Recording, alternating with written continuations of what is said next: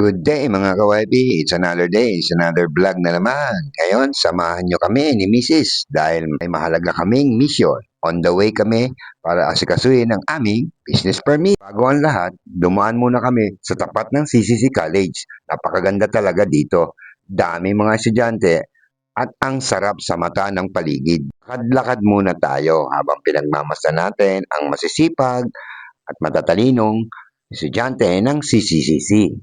Siyempre, habang naglalakad tayo, matatanaw din natin dito ang napakalumang simbahan ng Calamba, Laguna. Di ba? Kita niyo naman yan, no? Ang naglalakihan ng mga puno. Kitang-kita ang mga bandila ng Pilipinas na sumasabay sa ihip ng hangin. Napaka-proud talagang maging Pinoy at taga-Calamba. Abot sulyap din natin ang bahay ni Rizal, ang tinaguriang Rizal Shines sa Calamba. Matatanaw din natin ang lumang simbahan. Siyempre, ang Calamba nga, na ubod ng laki, bukod tangin dito lang sa Calamba, makikita. Oops! Sakay muna tayo ng jeep para mabilis ang biyahe. Kahit medyo mainit, okay lang dahil ang ganda naman ng view sa labas. Look at the historical building. Paalis na nga ang jeep, abot tanaw pa natin ang bahay ni Rizal. Siyempre, habang natakbo ang jeep, sightseeing muna, video-video sa mga paligid.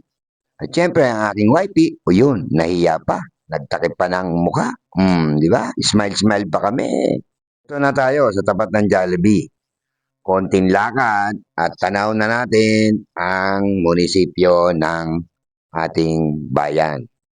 Look to the left, look to the right. Siyempre, tawid na tayo. Ba? Ayan na. Nagmamadali na tayo, baka tayo masagasaan ng jeep pa. Ayan na, si Dora, Kita niyo naman yan. Kasi mangod na, dalang init daw. Ilang, tis-tis lang tayo. Kita niyo naman ang paligid, Nasa Calamba tayo niyan. Wala tayo sa city niyan, ha. May sweet pa sa harap. Tanaw na natin ang Jose Rizal Coliseum. Ang linis at ang lawak talaga ng ating lungsod. Diba?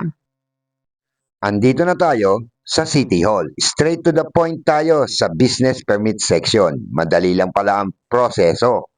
Basta't kompleto ang iyong requirements, online or walk-in, kayang-kaya. Ayan nga, kitang-kita niyo naman. Sa sobrang bilis ng process ng ating mga permit, wala pang isang oras, nasa iyo na. Siyempre, pag na-release na, siyempre, coffee break muna tayo. Dahil libre to, bigay ng ating butihing mayor. Aba, kape-kape. Enjoy nga, di ba? Sabi. Kayo, ano pa inaantay nyo? Kumuha na rin kayo sa inyo.